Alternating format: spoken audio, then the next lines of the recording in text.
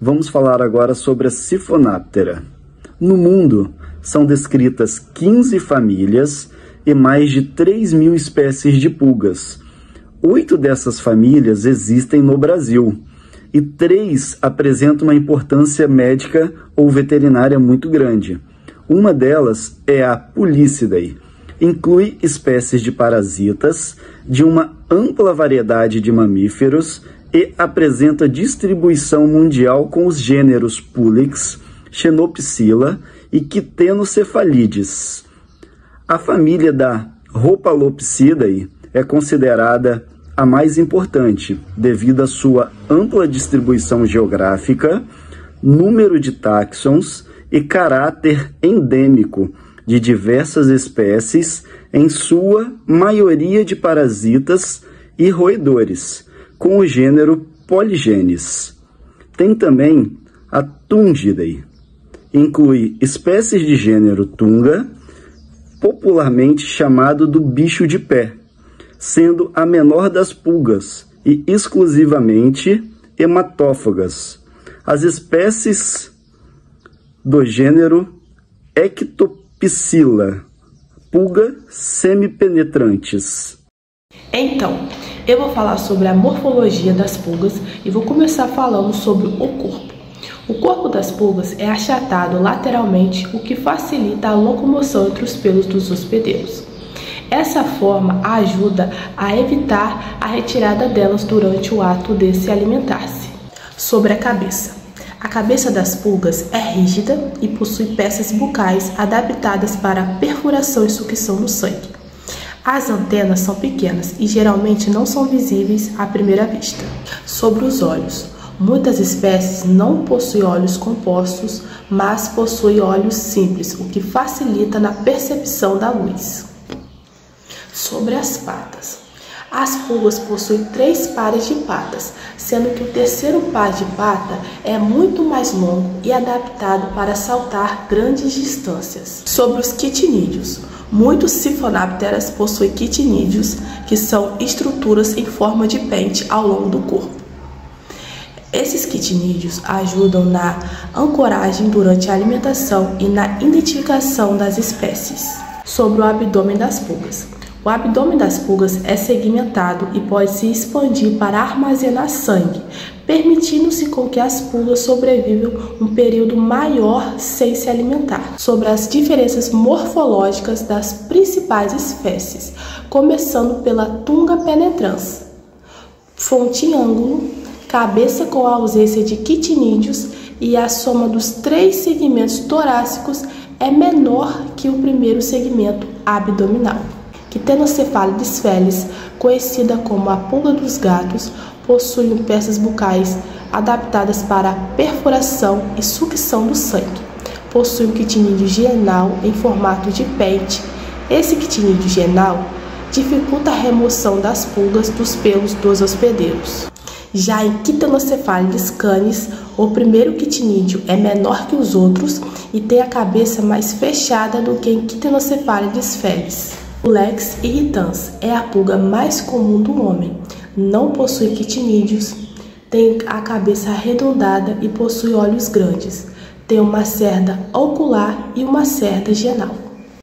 Xenopsila chiops possui fileiras de cerdas pós-antenais dispostas em V. Apresentam sutura na mesopelura e tem a presença de cerda pré-ocular e não possui quitinídeos. Sobre a biologia, são insetos com a metamorfose completa e hematófagos. A alimentação por sangue é essencial para a postura dos ovos e é exclusiva da vida adulta desses insetos.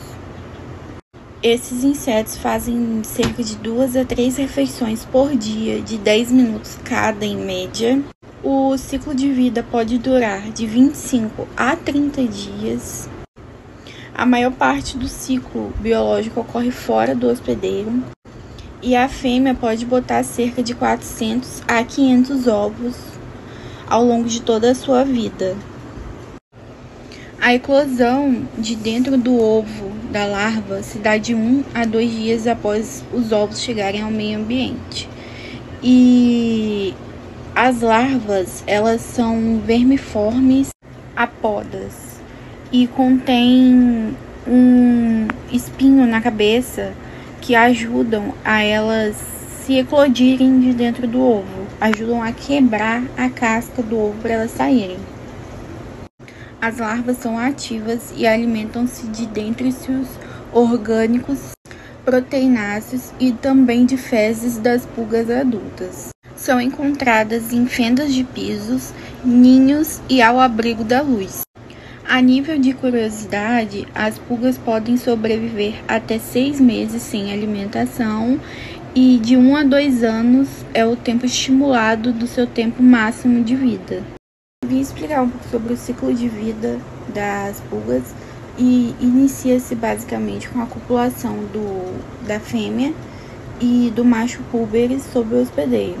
Após a fêmea ser fecundada, ela inicia a etapa de repasto sanguíneo, que é basicamente armazenamento de sangue para a nutrição de seus embriões. Após concluir a etapa de repasto sanguíneo, as fêmeas põem os ovos em cima do hospedeiro, porém os ovos eles não são fixos ao corpo do hospedeiro e sendo assim acontece de cair ao meio ambiente. Após cair ao meio ambiente, eles iniciam-se a etapa de incubação, que são afetados por clima, por temperatura. Se caso estiverem nas circunstâncias ideais, como a temperatura, a umidade para a eclosão, elas eclodem de dentro do ovo as larvas e se alimentam de materiais orgânicos. Se alimentando desses materiais, elas se tornam larva L2 e por muda se tornam larva L3. Por final, a L3 irá tecer o seu casulo para que se torne pulpar, sendo assim dando início a um novo ciclo. A fêmea fecundada penetra na pele do hospedeiro, deixando apenas a parte posterior em contato com a atmosfera para ela conseguir respirar. Outra diferença nesse ciclo de vida é que as fêmeas elas preferem estar entre os pés, nas solas dos pés, nos espaços entre dígitos e sob as unhas. Ciclo de vida da pulga penetrans, ou melhor, conhecido como bicho de pé. Inicia-se com a púpula da fêmea e do macho em cima do hospedeiro. A fêmea não consoma. A fêmea realiza o repasto sanguíneo para futuramente nutrir os seus embriões. Após ter quantidade suficiente de sangue para nutrir os seus embriões, ela vai começar a cavar túneis para concluir sua oviposição. Nesses túneis, os ovos irão iniciar a etapa de incubação, que vai depender da temperatura e da umidade. Diante das circunstâncias ideais, após as larvas sentirem que existe hospedeiro por perto, elas eclodem e, sendo assim, por muda, a L1 vira L2. E nesse ciclo não existe larva L3. Sendo assim, ela vira uma pulpa e de pulpa vai para adulto e logo assim inicia-se um novo ciclo de vida. Meu nome é Amanda. Vou falar um pouco sobre a importância das pulgas na medicina veterinária. Elas por si só podem causar patogenicidades graves dependendo da carga parasitária. Além de serem um vetor de doenças, elas são portas de entrada para infecções secundárias, como as bacterianas. Agora falando um pouco da patogênese, infestações muito grandes de pulgas podem ser encontradas em animais mais velhos ou animais com deficiências debilitantes, doenças debilitantes. Uma alta carga parasitária pode causar anemia e a reação depende do grau de sensibilidade do hospedeiro. A mais comum é a hipersensibilidade do tipo 1. Os animais que não têm sensibilização apresentam um leve prurido, ou seja, coceira, uma leve coceirinha. Já os animais que têm uma sensibilidade maior, eles apresentam um prurido muito grande, muito maior do que o comum, né? dermatite e doenças infecciosas secundárias. Nos gatos, a mais comum é a dermatite miliar. Nos cães, a gente pode estar presenciando a DAP, no caso é a dermatite alérgica por picada de pulga. Ela advém do repasse sanguíneo feito pelas fêmeas para poder alimentar os seus futuros embriões. Como dito anteriormente, as pulgas são um vetor de doenças. E temos algumas aqui como peste bubônica, salmonelose, tifo exantemático, que é rickettsia no caso, e outras mais que a gente pode ver no slide. Esse slide que eu tô mostrando agora para vocês, eu montei uma pequena tabela das principais portas de entrada, que no caso é a Tunga penetrans, e os Quitenocephalites felis e Quitenocephalites canis. Na Tunga penetrans, falando assim bem rapidinho para vocês, a gente vê o tétano, a gangrena e os fungos. Ou seja, a partir do bichinho de pé a gente pode pegar isso tudo. Nas cefálides, a gente tem o que causa alta carga parasitária, que ela pode causar anemia, no caso a pulga, né? Uma grande reação alérgica. No gatos pode causar dermatite miliar. Em cães, a DAP, né? Dermatite alérgica por picada de pulga. Que vem o prurido, o desassossego e diversas coisas mais. Nesse daqui, eu tô mostrando aqui a dermatite miliar, a DAP, um pouco mais de dermatite miliar e como que é a carga parasitária.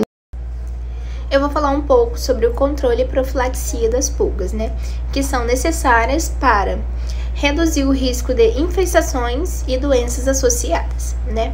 Começando com o controle das pulgas, que é a higienização do ambiente.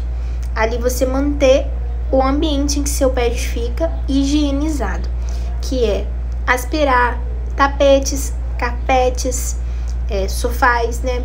Onde seu pet fica presente por mais tempo. Ajuda, né, a reduzir os ovos e as larvas.